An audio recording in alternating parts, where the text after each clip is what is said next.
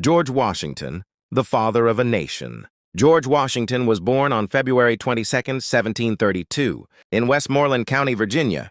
Raised in a farming family, he did not receive an advanced formal education, but he developed strong skills in mathematics, surveying, and leadership at a young age. As a teenager, he worked as a land surveyor, a job that built his resilience and knowledge of the American frontier. Washington's military career began during the French and Indian War, 74-763, where he gained valuable battlefield experience and earned a reputation for courage. Although the war presented many challenges, it prepared him for the greater role he would soon play in history. In 1759, Washington married Martha Dandridge Custis, a wealthy widow, and settled at Mount Vernon, managing his plantation and becoming active in colonial politics. However, growing tensions between the American colonies and Great Britain changed the course of his life. In 1775, when the American Revolutionary War began, Washington was appointed Commander-in-Chief of the Continental Army, leading an inexperienced and poorly supplied force. He faced numerous defeats but refused to surrender. One of his most famous moments came in 1776, when he courageously crossed the icy Delaware River and achieved a surprise victory at the Battle of Trenton, restoring hope to the revolutionary cause. The war effectively ended in 1781 with the British surrender at Yorktown. After the victory, Washington made a remarkable decision.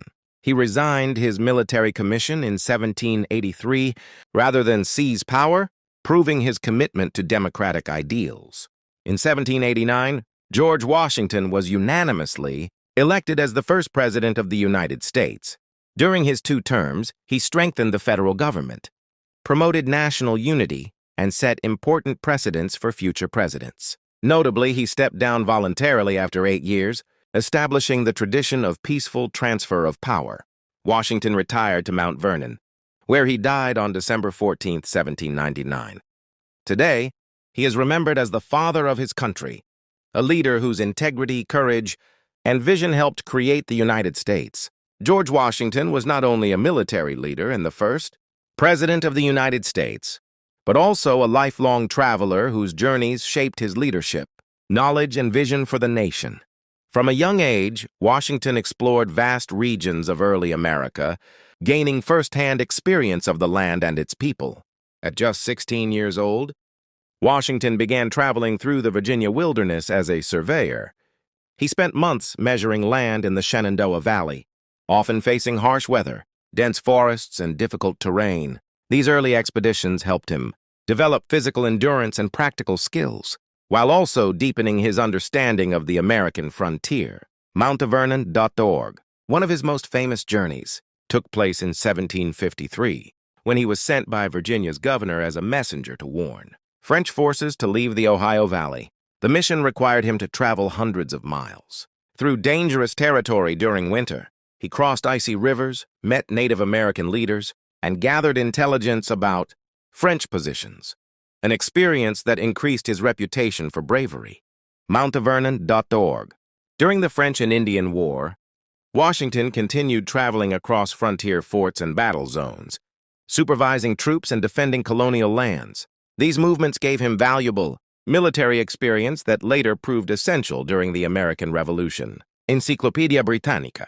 After the war, Washington visited different colonies and managed his plantation at Mount Vernon, but his travels did not stop. When he became president in 1789, he deliberately toured the states to connect with citizens and strengthen national unity. His New England tour in 1789 and his Southern tour in 1791 allowed Americans to see their new leader and helped promote confidence in the federal government. When people think of George Washington, they often imagine a serious military leader or the first president of the United States, but few know what his evenings were actually like.